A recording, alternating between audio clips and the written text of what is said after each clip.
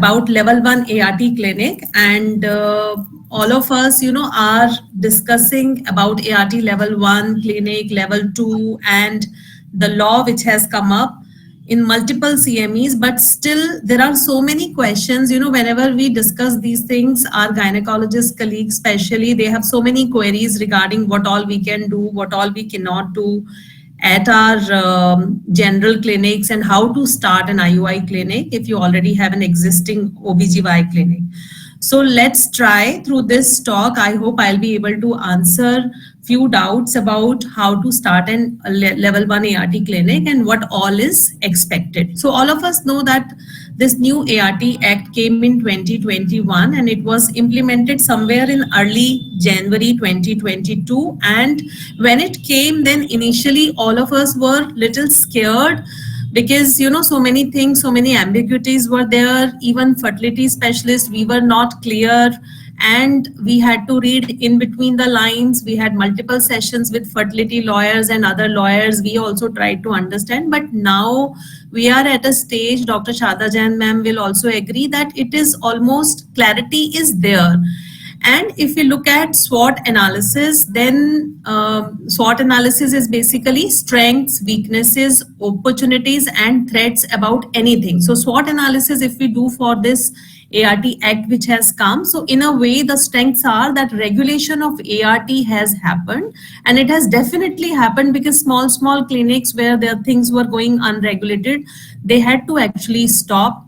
If you look at opportunities, this law also talks about the research and scientific advancement. So that is an opportunity.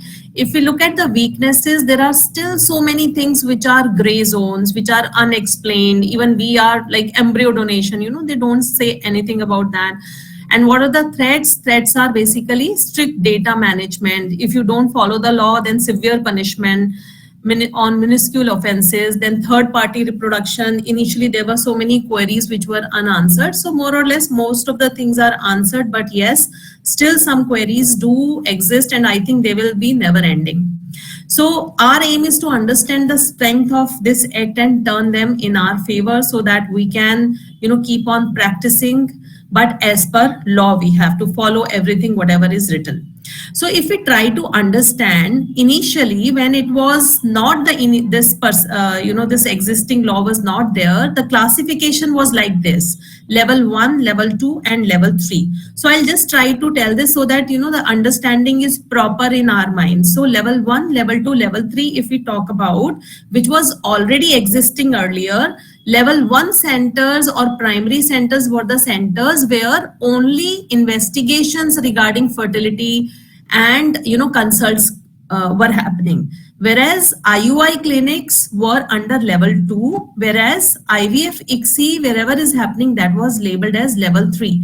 But earlier they never talked about ART banks and surrogacy clinic as far as the law or as far as rules and regulations. So there was quite unregulated things before this, and it was level 1, 2, and 3. So after the new law has come, then there was a formation of appropriate authorities, state board, national board, and registries. And the newer classification is little simpler to understand. They say ART clinic can be either level 1 or level 2. Then there is something called as ART bank and surrogacy clinic. So ART clinic level 1 and level 2, what are they?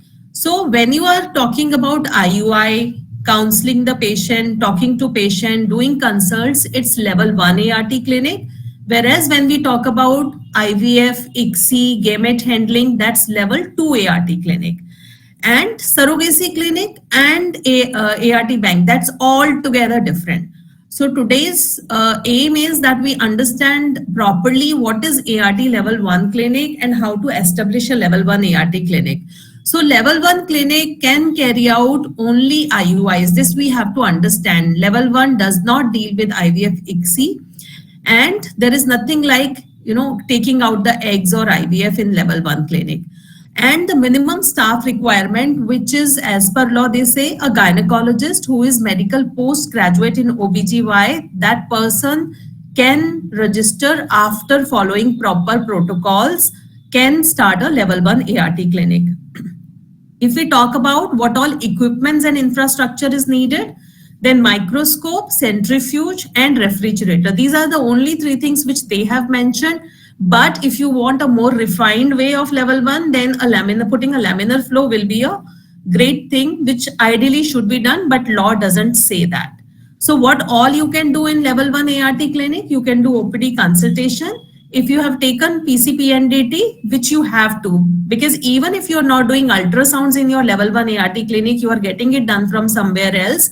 Even then, your center should be registered as Genetic Counseling Center under PCPNDT, then you will go for the level 1. So there are two things. One is PCPNDT, which you have to apply for, and then level 1 ART, which you will be applying for.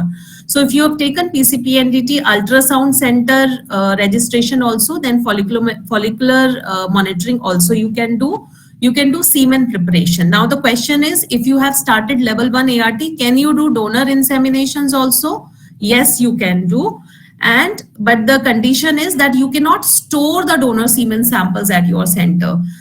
You can perform IUIs at level 1 ART clinic. So what is more important is what all you cannot do at level 1. So you cannot perform donor gamete cryopreservation at your center if you are level 1. So that means if you are doing a donor IUI, you have to arrange the samples on the same day, do the insemination, but you cannot cryopreserve samples for future use.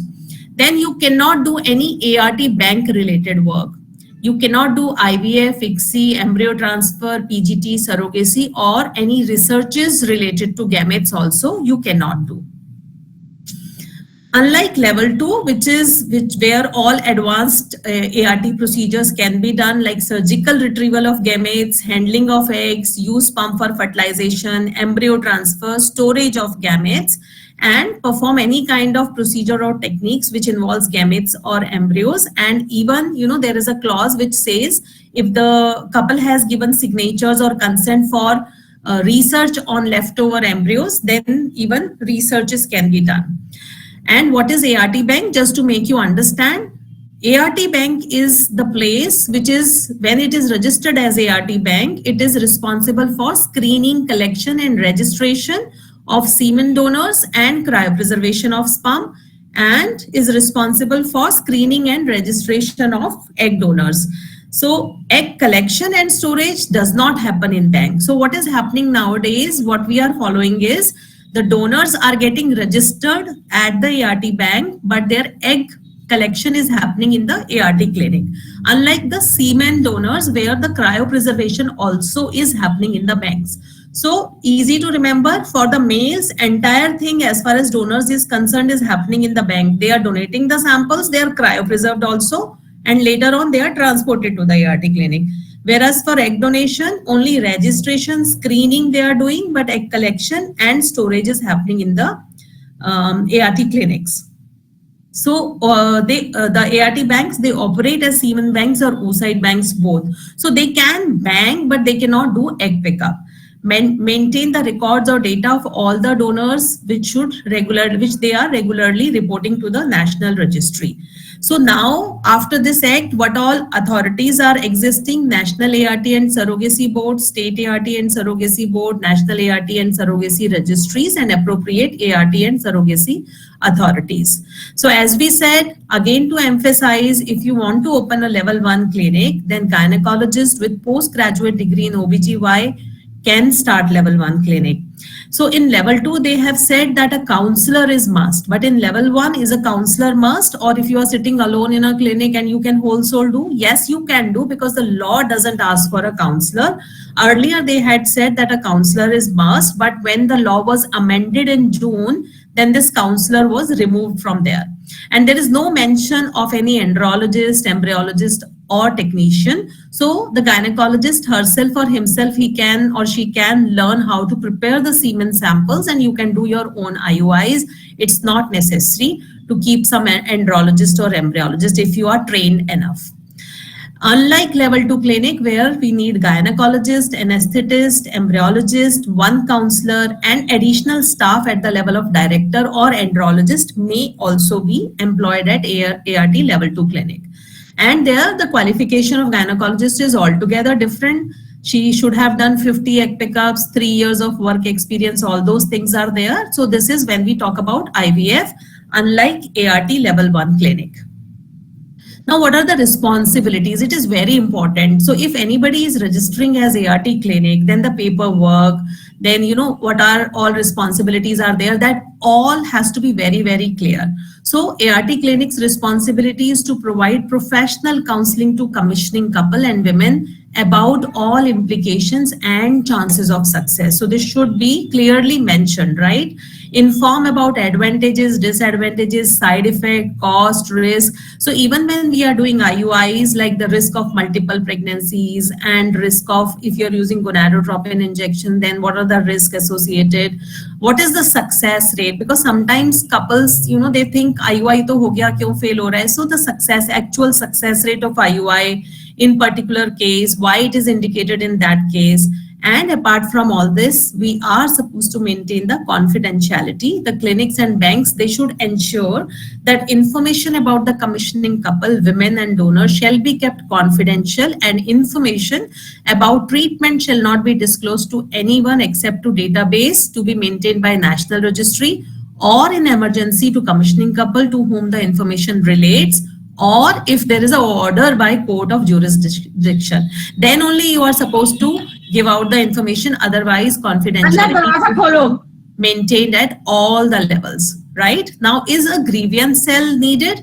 So grievance cell is, what is grievance cell? Where people can, kind of put their complaints that they are not happy, they are not satisfied about something, or any kind of complaint. So there should be a grievance cell with every center. So it is officially, you have to be on paper, you should have a body that this person, maybe somebody from administration, some doctor, some staff nurse, you can make up, because they have not defined the members who should be there in grievance cell. So all of us who are running IVF centers, we are mandatorily having grievance cell, but they have not written this, that level 1 clinics don't need grievance cell. So it is better that on papers you constitute a grievance cell and you put a grievance box at a conspicuous place. If anybody has any complaints or wants to put any kind of thing in that, the place should be available, which is labeled as a grievance box.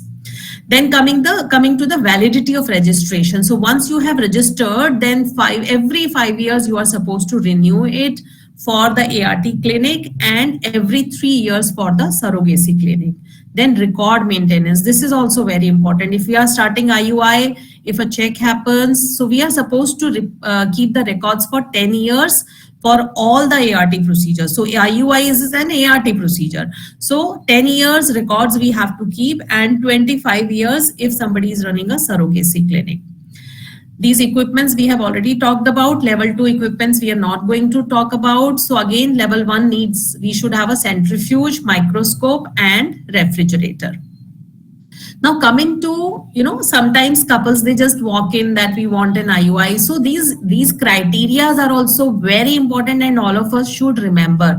So age of couple, female should be between 21 to 50 years and male should be between 21 to 55 years. She should either be legally married or single. But single men and same-sex couple, for them ART services are not allowed. So if a same-sex couple comes to you, declares that they are same-sex couple, you cannot do their IUI. But if a single woman is coming to you or a divorced woman is coming to you, you can do. Then with the donor, right? And single men, if he is coming and asking for any ART help, we are not supposed to do anything because the law doesn't allow.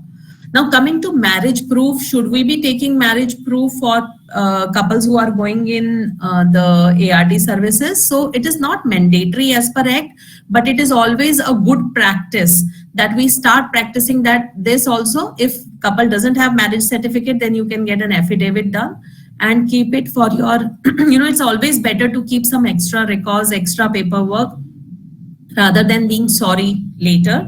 So it's a good idea, and some centers are practicing it.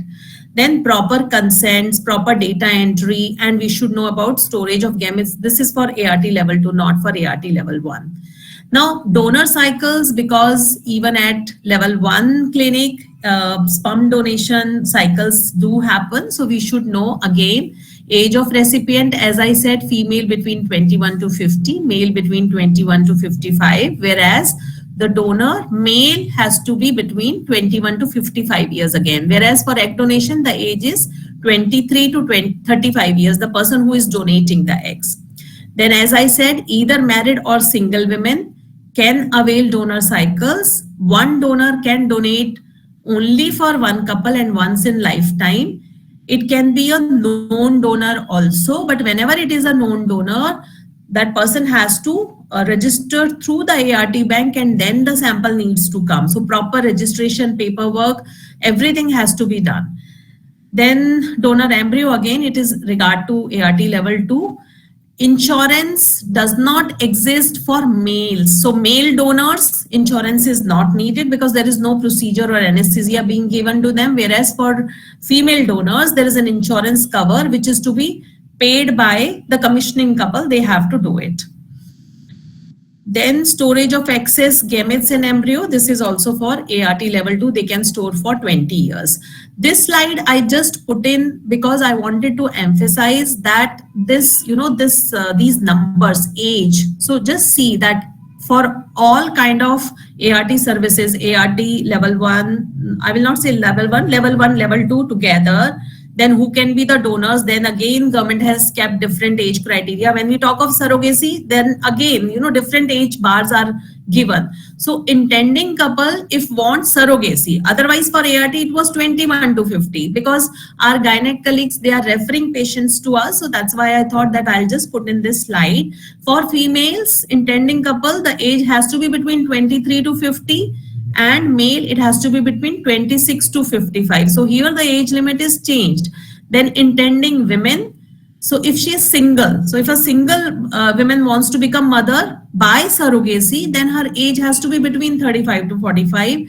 And the person who wants to become surrogate has to be 25 to 35 years. So it's difficult to remember all this, but we should have this in mind that, so it's always better that just make charts and put it in your ART clinics. When your patients are coming, you're referring patients to your ART colleagues. So you should know that this particular age limit is there, which is existing in the law.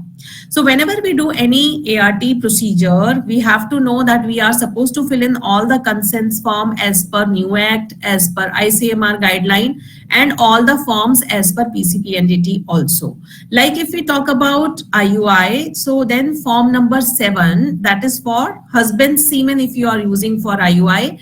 And if it is donor semen, then it is form 8. So similarly, these are other forms. So this is a very good list which you can take a screenshot also. So here all the forms have been jotted down. Similarly, this is another table very beautifully made where you can, kind of just, it is written all at one place. So like form 6 earlier used to be form D. So all this is basically what all crux of what all forms are to be filled in which cycle. So IUI, we have form 7 and form 8.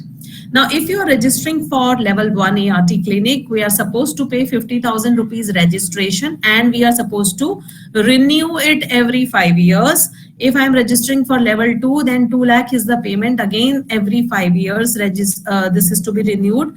For ART bank, it is 50,000. For surrogacy clinic, it is 2 lakh again, but surrogacy clinic has to renew every 3 years. Now, when we register for ART level 1, how to go about it? So you have to go on this portal, National ART and Surrogacy portal. If you go on, then you will find, if you click here, then there is something which comes up as sign up. So you have to sign up. You have to choose which kind of clinic you want. You have to sign up. Once you sign up, then what happens is you will get a mail.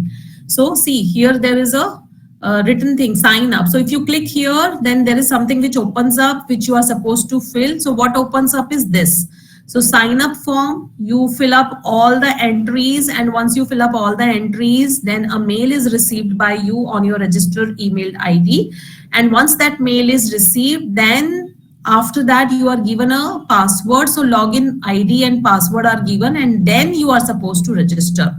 So depending upon whether you want to apply for ART level 1 or level 2, then you fill in the form. The form which you fill in is known as form 1. So form 1 is filled up and for level 1 or level 2 ART, whereas for ART bank it is form 2. And when you receive a certificate, that is called as form 3. So we apply form 1, and then when we receive a certificate which we are supposed to display at a conspicuous place in our clinics, that is form 3.